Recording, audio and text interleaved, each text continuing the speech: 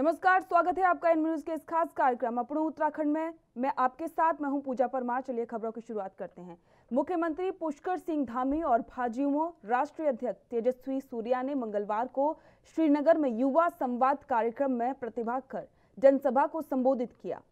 इस दौरान सभा को संबोधित करते हुए मुख्यमंत्री पुष्कर सिंह धामी ने कहा कि युवा वो होता है जिसके पैरों में गति होती है, जिसकी आवाज और इरादे बुलंद होते हैं, असंभव को संभव बनाना जानता हो, जो अपने लक्ष्य को भलीभांति साधना जानता हो। हमारी युवा शक्ति प्रदेश में विकास की नई नींव रखने के साथ ही प्रदेश के भाग्य को बदलेगी।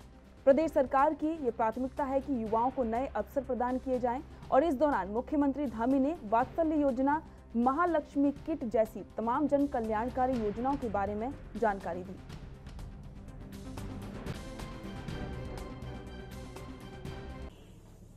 और किसी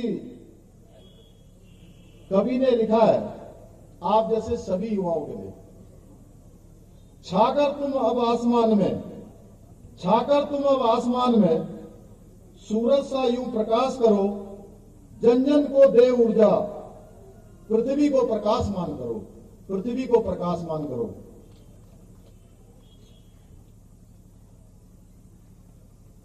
आज मैं अपने युवा मोर्चा का, जिसका मैं प्रदेश का अध्यक्ष रहा और उस संगठन का मैंने एक समय पर नेतृत्व किया था, आज उस संगठन का ये आकार देखकर, जिस प्रकार से आज बाइक रैली निकली और बड़े शॉर्ट टाइम पर आप लोगों ने हमारे संपत जी के नेतृत्व में, हमारे युवा मोर्चा के नेतृत्व में, निश्चित रूप से मुझे आज की रैली को देखकर अपार खुशी हो रही है, अपार हर्ष हो रहा है कि आप लोगों का संगठन, ये संगठन हमारा किस तेज गति से आगे बढ़ रहा है। हमारी ये युवा शक्ति प्रदेश के भाग्य को बदलने जैसा बैट करता था और प्रदेश में भी पिछले 4 महीने से वैसे ही तेज गति से प्रगति का काम वो कर रहे हैं। मैं ऐसे हमारे जुझारू, ऊर्जावान और युवा मुख्यमंत्री को नमस्कार करता हूं। वैसे ही हमारे ऊर्जावान प्रदेश अध्यक्ष, जिसके नेतृत्व में पूरे उत्तराखंड में युवा मोर्चा बहुत तेज गति से, बहुत श्रद्धा रूप से जो काम कर रहे हैं, ऐसे कुंदन लखवाल जी, धनवंत सिंह रावत जी, नेहा जोशी जी, मंच पे उपस्थित सभी युवा मोर्चा के और पार्टी के नेतागण और इस कार्यक्रम में पधारे सभी कार्यकर्ता बंधुगण। साथियों, सिर्फ 2-3 वाक्य आपसे बताना चाहता हूं। आज मुझे इस पुण्य धरती पर आने का सौभाग्य मुझे मिला।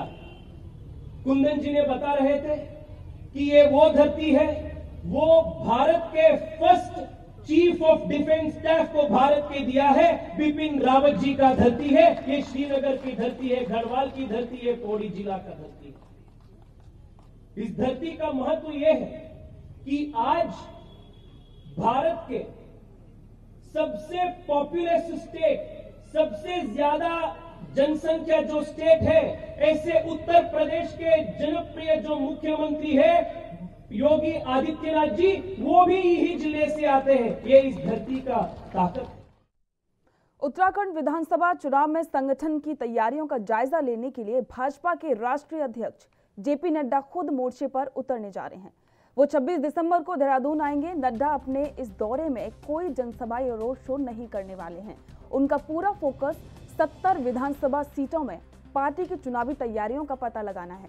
साथ ही वो पार्टी विधायक टिकट के दावेदारों की दमखम को लेकर जानकारी ले सकते हैं, ताकि जिताऊ प्रत्याशियों की तलाश पूरी हो सके।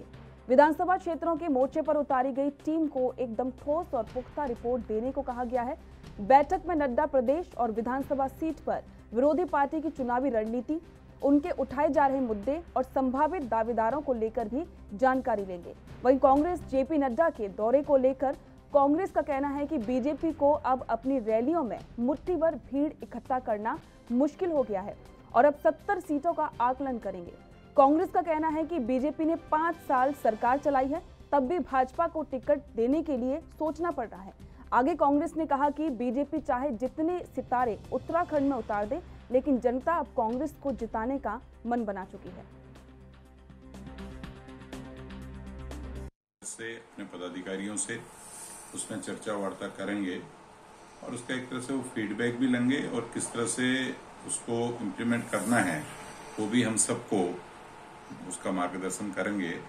और मुझे आशा और विश्वास ये है कि अध्यक्ष जी के दौरे के बाद पार्टी के कार्यकर्ताओं में, पार्टी के संगठन में, पदाधिकारियों में, सभी में एक नई ऊर्जा का संदेह होगा, एक नई ऊर्जा जो है सब लोगों को मिलेगी।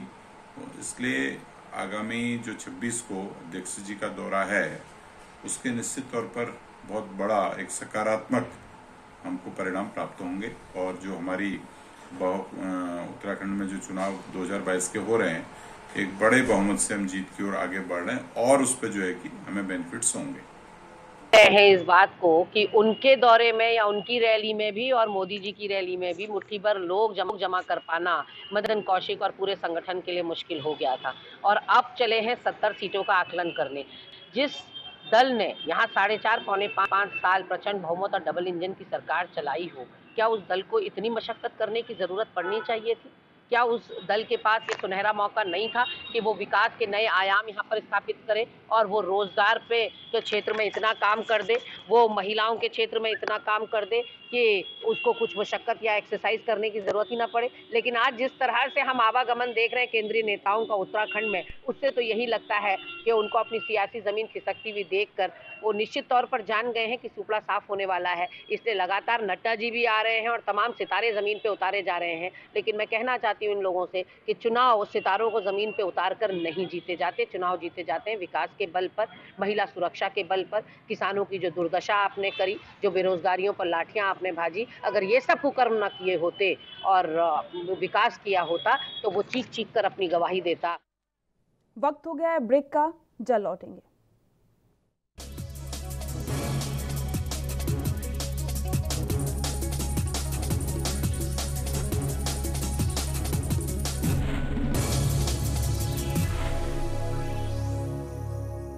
उत्तराखंड में बढ़ रहे पलायन और बेरोजगारी की समस्या से निजात पाने के लिए राज्य सरकार द्वारा पंडित दीनदयाल उपाध्याय गृह आवाना संचालित की जा रही है।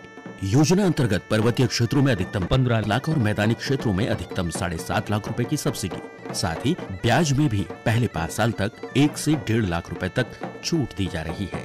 योजना द्वारा 1 से 6 कमरों का नया मकान बनाने या पुराने मकान के नवीनीकरण पर भी राजकीय सहायता दी जाएगी। होम स्टे में रजिस्ट्रेशन कराने के बाद आप अपने घर को होम स्टे की तरह भी चला सकते हैं। होम स्टे योजना के फायदे 1000, देगी सब्सिडी सबको सरकार, अतिथियों का करें सत्कार, अब घर बैठे पाएं रोजगार। It's been lovely. It's like a second home. विस्तृत जानकारी के लिए अपने जिले के पर्यटन कार्यालय से संपर्क करें अथवा उत्तराखंड पर्यटन की वेबसाइट पर ऑनलाइन आवेदन करें।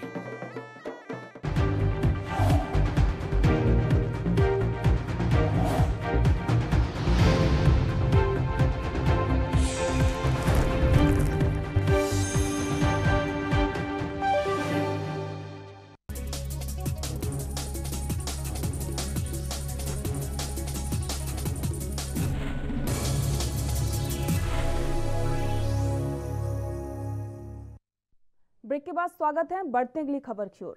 उत्तराखंड में विधानसभा चुनाव की तैयारियों में जुटी उत्तराखंड क्रांति दल ने आज अपने 16 प्रत्याशियों की सूची जारी कर दी है। यूकेडी के केंद्रीय प्रवक्ता विजय कुमार बोडाई ने बताया कि पूरी तैयारी के साथ 2022 के चुनाव में उतर रहे हैं। प्रत्याशी अपनी पूरी ताकत अपने अपने चुनाव क्षेत्रों में लगाएंगे। यूकेडी की पहली सूची में 16 में से 2 सीटों पर महिलाओं को मैदान में उतारा गया है। साफ है कि राष्ट्रीय दलों की तरह क्षेत्रीय दल भी महिला उम्मीदवारों को अभी ज्यादा तवज्जो नहीं दे रहे हैं। हालांकि ये पहली सूची है, राष्ट्रीय दलों की और महिलाओं और युवाओं को लेकर दावे किए जा रहे हैं, लेकिन जब राष्ट्रीय दलों की लिस्ट जारी होगी तो इस बात को लेकर तस्वीर साफ हो पाएगी। उत्तराखंड क्रांति दल ने 2022 विधानसभा चुनाव के लिए अपने 16 विधानसभा क्षेत्रों के लिए प्रत्याशी घोषित किए हैं और जल्दी ही दूसरी लिस्ट भी उक्रांत जारी करेगा। उक्रांत का मानना है कि किस प्रकार से दोनों प्रमुख राजनीतिक दलों ने उत्तराखंड की जनता को धोखा दिया है। 21 वर्षों में लगातार जनता की भावनाओं की अवहेलना की है और इसलिए हम एक बेहतर प्रचार के साथ, एक बेहतर तैयारी के साथ जनता के समक्ष जा रहे हैं कि ताकि जो बदलाव जनता चाहती है वो यूकेडी के पक्ष में दे।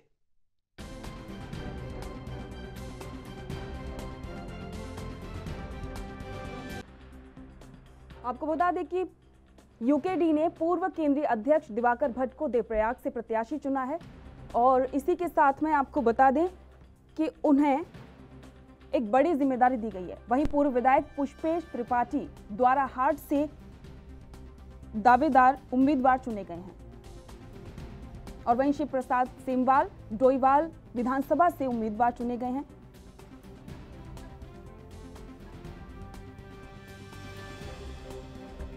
और इसी के साथ में यूकेडी की लिस्ट में श्रीनगर गढ़वाल से मोहन काला को प्रत्याशी घोषित किया गया है और वहीं धनौल्टी से उषा पवार को प्रत्याशी घोषित किया गया है।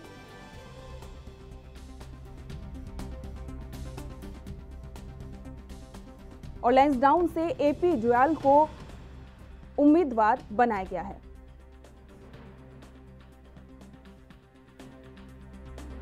और वहीं अल्मोड़ा से भानु प्रकाश जोशी को उम्मीदवार बनाया गया है।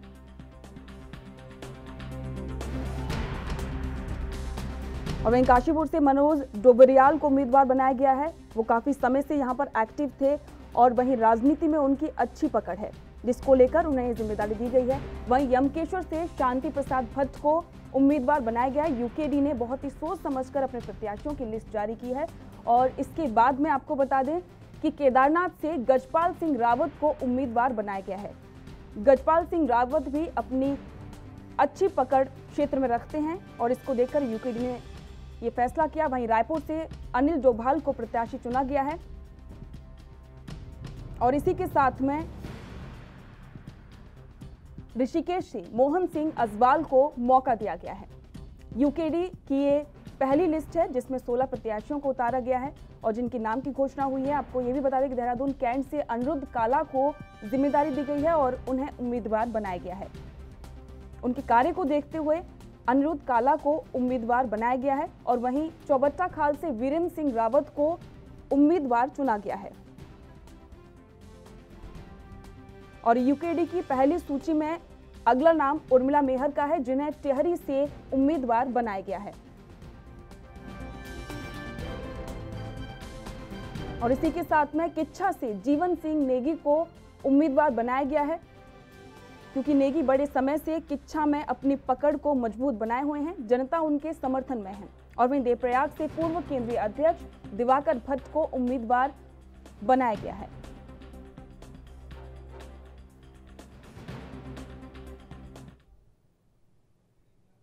वक्त हो गया है ब्रेक का, जल्द लौटेंगे।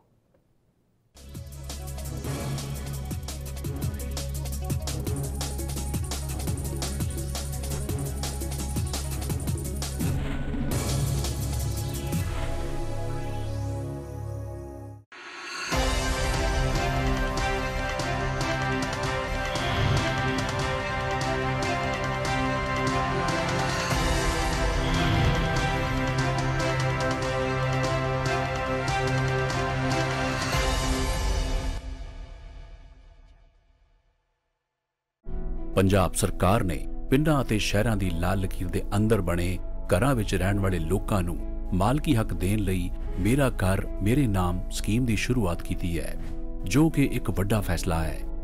ਇਸ ਸਕੀਮ ਨੂੰ ਲੈ ਕੇ ਮੁੱਖ ਮੰਤਰੀ ਚਰਨਜੀਤ ਸਿੰਘ ਚੰਨੀ ਨੇ ਕਿਹਾ ਕਿ ਇਹ ਸਕੀਮ ਸਾਰੇ ਲੋਕਾਂ ਲਈ, ਖਾਸ ਕਰਕੇ ਲੋੜਵੰਦ ਅਤੇ ਪਿਛੜੇ ਵਰਗ ਲਈ ਵਧੇਰੇ ਲਾਭਦਾਇਕ ਸਾਬਿਤ ਹੋ ਰਹੀ ਹੈ।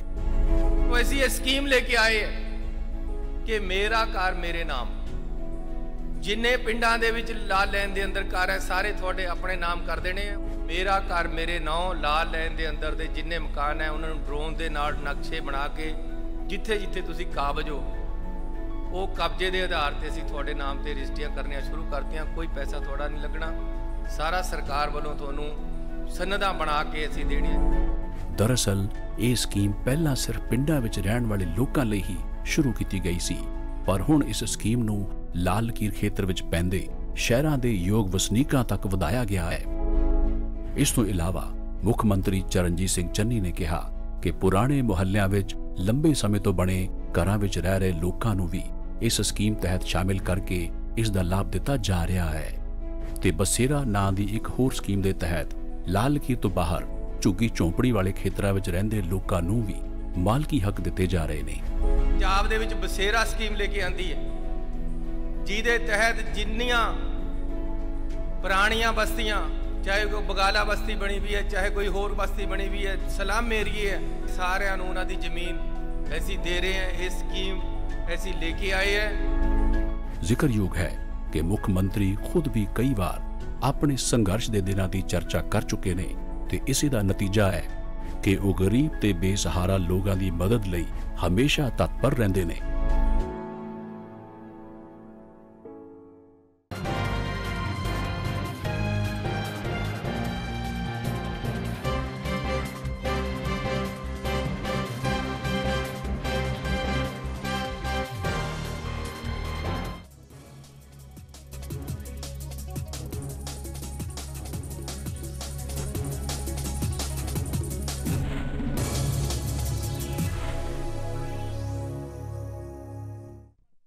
ब्रेक के बाद स्वागत है बढ़ते अगली खबर की ओर। भारतीय जनता पार्टी प्रदेश में विजय संकल्प यात्रा निकाल रही है। इसी क्रम में आज विजय संकल्प यात्रा में हरिद्वार सांसद और पूर्व मुख्यमंत्री रमेश पोखरियाल निशंक, वहीं बबीता फोगाट सहित हजारों की संख्या में कार्यकर्ता शामिल हुए। यात्रा में शामिल बबीता फोगाट ने एएनबी न्यूज से खास बातचीत की। विजय संकल्प यात्रा का आज हरिद्वार में चौथा दिन है, जिससे जो कि आज ज्वालापुर विधानसभा में पहुंची है, उसको भव्य दिव्य बनाने के लिए बबीता फोगाट, जिनकी जीवन शैली पर एक पिक्चर भी लिखी जा चुकी है, इस पिक्चर को लोगों ने बड़ा पसंद किया है। उस पिक्चर का नाम दंगल है। वो हमारे साथ अभी मौजूद है। आइए उनसे जानते हैं, उनसे बात करते हैं कि किस तरीके से उनका आज हरिद्वार में दौरा रहा। बहुत बहुत स्वागत है आपका एएनबी न्यूज। Thank you. आज आप हरिद्वार में पहुंचे, विजय संकल्प यात्रा में पहुंचे, तो आपका कैसा अनुभव रहा? मेरा अनुभव अच्छा रहा। जहाँ भी नजर दौड़ा के देख रहे हैं उधर बीजेपी कमल ही कमल दिखाई दे रहा है। अच्छा, तो जिस तरीके से बीजेपी का ये आज जनसैलाब है, तो किस तरीके से आप मानते हैं कि बीजेपी इस बार भी बड़ी विजय हासिल करेगी? बिल्कुल, मैंने बताया कि जहाँ आप भी नजर फैला के देखिए, जहाँ भी देखेंगे कमल ही कमल दिखाई दे रहा है। मुझे तो लगता है एक तरफा यहाँ पे भाजपा पार्टी जीत के जा रही है। तो ये थी हमारे साथ बबीता फोगाट जी हरिद्वार से। मैं Keshav Chauhan, ANB news. BJP की विजय संकल्प यात्रा धारचूला पहुंची, जिसमें रक्षा राज्य मंत्री अजय भट्ट, सांसद अजय टम्टा और शिक्षा मंत्री अरविंद पांडे ने शिरकत की। धारचूला के तहसील रोड में जनसभा की गई, जिसमें भाजपा के उपलब्धियों को गिनाया गया। यात्रा का स्वागत आर्मी तिराहे से गाजे बाजे के साथ निकाला गया। मुख्य वक्ता के रूप में रक्षा राज्य मंत्री अजय भट्ट ने भाजपा के पक्ष में मतदान करने की अपील की।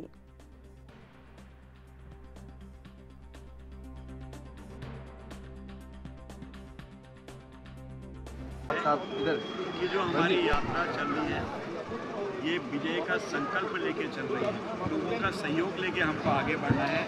जैसा सहयोग हमको उत्तराखंड की जनता ने दिया और देश की जनता ने दिया, आपको पता है कि माननीय नरेंद्र मोदी जी दोबारा चुन के आए। आज एक वैसे ही नेतृत्व हमारे यहाँ पर हमारे देश को चला रहे हैं। हमारे प्रदेश बहुत ही साफ सुथरा व्यक्ति, आप जानते हैं उनको धामी लोग दोबारा चुन के आना है, उनकी दोबारा सरकार करनी है। भारतीय जनता पार्टी के कार्यक्रम का एक हिस्सा है। पूरे प्रदेश में और केंद्र में भारतीय जनता पार्टी के जो कार्य किए गए हैं, उसके निमित्त हम जनता तक ये मैसेज पहुंचा रहे हैं और इस आशा के साथ कि विजय को लेकर संकल्प करें। और आज की जो इस जनसभा में आपने देखा होगा, पूरे विधानसभा धारचूला के सभी भारतीय जनता पार्टी पूरे प्रदेश में विजय संकल्प रैली का आयोजन कर रही है, जिसका शुभारंभ 19 दिसंबर को बागेश्वर से केंद्रीय मंत्री अनुराग ठाकुर और उत्तराखंड के मुख्यमंत्री पुष्कर सिंह धामी ने किया। भारतीय जनता पार्टी के जिला अध्यक्ष रवि रौतेला ने प्रेस वार्ता करते हुए बताया कि अल्मोड़ा जिले में भारतीय जनता पार्टी की विजय संकल्प यात्रा 23 दिसंबर को पहुंचने वाली है। जागेश्वर विधानसभा में जगह जगह गाड़ियों के काफिले के साथ स्वागत और रामलीला मैदान में विशाल जनसभा का आयोजन किया जाएगा। उसके बाद रोड शो के साथ जागेश्वर धाम में देव दर्शन किए जाएंगे। 24 दिसंबर को अल्मोड़ा से विजय संकल्प यात्रा सोमेश्वर को प्रस्थान करेगी।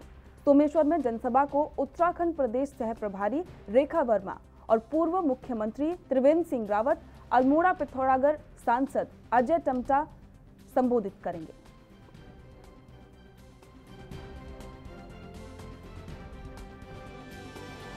से लेकर 27 तारीख तक अल्मोड़ा जनपद में विजय संकल्प यात्रा आ रही है। इस विजय संकल्प यात्रा में केंद्रीय मंत्रियों से लेकर प्रदेश के कैबिनेट मंत्रियों से लेकर संगठन के सभी लोगों का मार्गदर्शन हम लोगों को मिलने वाला है। राज्य सरकार और केंद्र सरकार ने जितने भी कार्य अभी तक किए हैं उन कार्यों को हम जनता के बीच में ले जाएंगे और जो आने वाले समय का हमारा रोड मैप है उस रोड मैप के माध्यम से हम किस तरीके से जनता के बीच में इन सारी चीज़ों को लेके जाएंगे। साथ ही इसमें हमारे संगठन के से लेके सरकार के बीच में जो समन्वय का काम है उस समन्वय के काम को करने का काम करेंगे और जनता के बीच में और कार्यकर्ताओं का मनोबल इस विजय संकल्प रैली से अपने। बाजपुर से कांग्रेस के वरिष्ठ नेता और पूर्व कैबिनेट मंत्री यशपाल आर्य पर हुए हमले और यशपाल आर्य के खेल मंत्री पर दिए गए बयानों को लेकर प्रदेश के खेल मंत्री अरविंद पांडे ने पलटवार किया है। शिक्षा मंत्री अरविंद पांडे का कहना है कि यशपाल आर्य प्रदेश के एक बड़े नेता हैं और उनके बड़े भाई जैसे हैं। राजनीति में तुच्छ मानसिकता का परिणाम हमेशा बुरा होता है। उनका कहना है कि यशपाल आर्य के बयानों से उन्हें ठेस पहुंची है।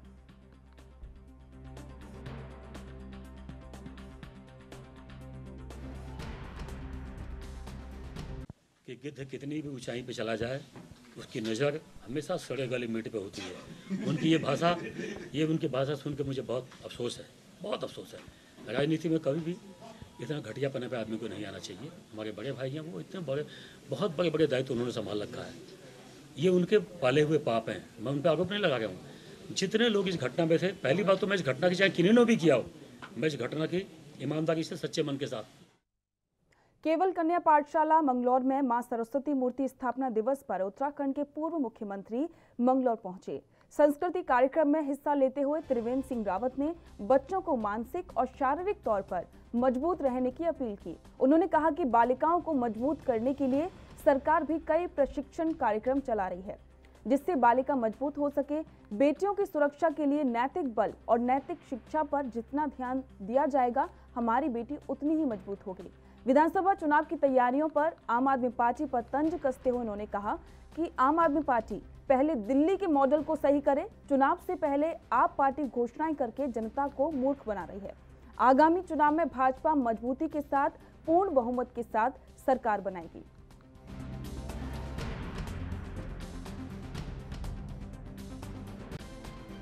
अब देखो भाई, जितना मेरे ज्ञान है, घोषणाएं केवल मुख्यमंत्री ही कर सकते हैं।